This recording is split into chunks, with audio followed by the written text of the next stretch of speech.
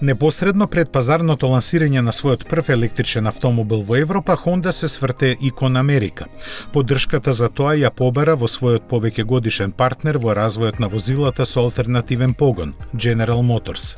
Како основа за се ќе послужи новата високофлексибилна Ultimum платформа, со чија иновативна архитектура американската компанија има намера да ја собори цената на батериските склопови на $100 за киловат час. Вклучувањето на Honda во реализацијата на оваа намера може да доведе до големи промени на пазарот, за што од General Motors веќе започнаа да се подготвуваат. Откако од неа излезе последниот конвенционален автомобил, тие ја пренаменија Hamtrak фабриката во Детройт за производство на исклучиво електрични автомобили.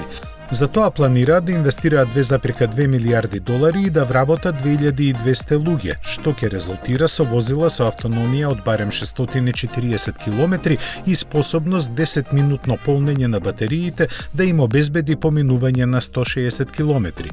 Очигледно овие бројки ја заинтригираа Honda, која најави дека првите два заеднички модела произведени таму ќе пристигнат во 2023 година.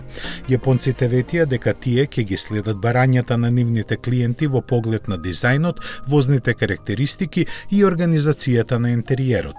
Honda и General Motors веќе имаат активна соработка во заедничкиот развој и производството на возилата со погон на горивни келии, кои според планот требаше да се појават годинава.